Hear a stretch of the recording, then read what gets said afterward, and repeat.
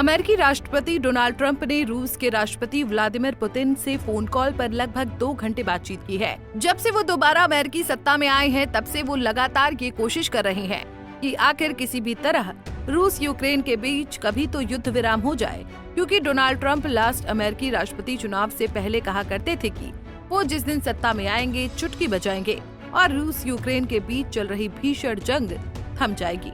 लेकिन Donald Trump के दोबारा अमेरिकी राष्ट्रपति बने भी काफी समय बीत चुका है, पर अभी तक उन्होंने रूस यूक्रेन युद्ध का कोई समाधान नहीं निकाल पाया है। शायद इसीलिए और भी डोनाल्ड ट्रंप रूस यूक्रेन के बीच सीजफायर प्रभावी करवाने के लिए काफी बेताब नजर आ रहे हैं। इस बार उन्होंने ट्रुथ सोशल की अपनी एक पोस्ट में बीती 19 मई को दोपहर 1:30 बजे बड़ा दावा करते हुए लिखा कि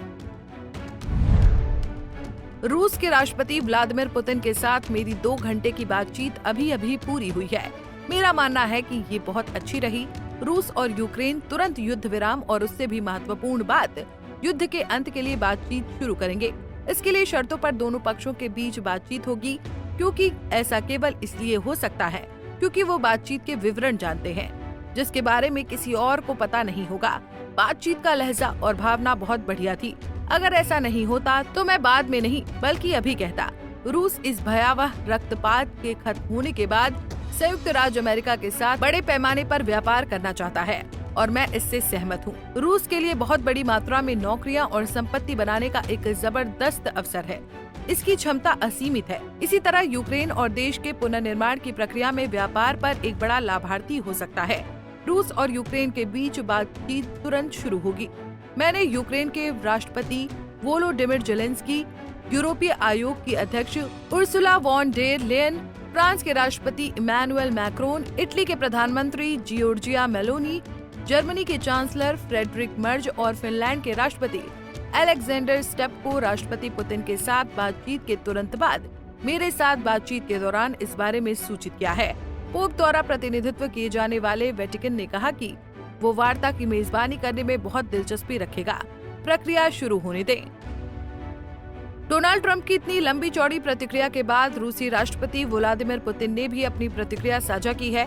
उन्होंने मीडिया को जानकारी देते हुए बताया कि उनसे डोनाल्ड ट्रंप ने कहा कि वो रूस और यूक्रेन के बीच तुरंत युद्ध विराम और सबसे महत्वपूर्ण बात, युद्ध की समाप्ति के लिए बातचीत शुरू करेंगे। पुतिन ने आगे बताया कि ट्रंप ने उनसे ये भी कहा कि वेटिकन के पोप वार्ता की मेजबानी करेंगे।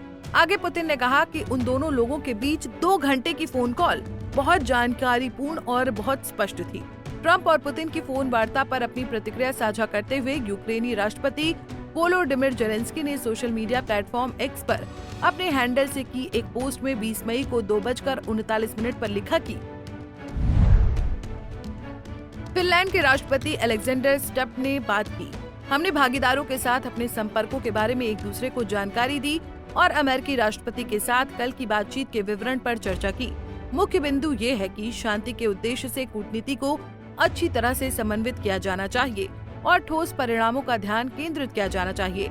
ये स्पष्ट है कि रूस अपने युद्ध और कब्जे को जारी रखने के लिए समय खरीदने की कोशिश कर रहा है। हम अपने भागीदारों के साथ मिलकर ये सुनिश्चित करने के लिए काम कर रहे हैं कि दबाव रूसियों को अपना व्यवहार बदलने के लिए मजबूर करे।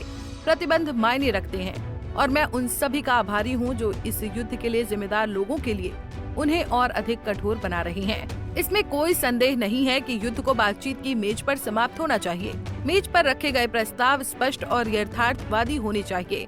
यूक्रेन किसी भी बातचीत प्रारूप के लिए तैयार है जो परिणाम देता है, और अगर रूस अवास्तविक शर्तें रखना जारी रखता है और प्रगति को कमजोर करता है तो इसके कठोर परिणाम होने चाहिए। आज हमारे भागीदारों के साथ और बातचीत निर्धारित है। कुल मिलाकर ट्रंप और पुतिन की 2 घंटे फोन कॉल के बाद तीनों देशों अमेरिका, रूस और यूक्रेन में गहमा-गहमी कुछ ज्यादा ही बढ़ गई है। लोग सवाल कर रहे हैं कि वर्ल्ड पावर माने जाने वाले देश संयुक्त राज्य अमेरिका का माननीय राष्ट्रपति किसी से 2 घंटे फोन पर बात करके भी किसी समस्या का समाधान नहीं निकाल पा रहा है। इसका मतलब या तो ये है कि सामने वाला शख्स यानी व्लादिमीर पुतिन अड़ियल है, या फिर डोनाल्ड ट्रंप सही तरीके से व्यवस्था को मैनेज नहीं कर पा रहे हैं। जानकार ये भी मान रहे हैं कि पुतिन ने 2 घंटे की एक लंबी बातचीत के बाद भी ट्रंप को अपनी शर्तों के खिलाफ युद्ध विराम के लिए सख्त मना कर दिया है।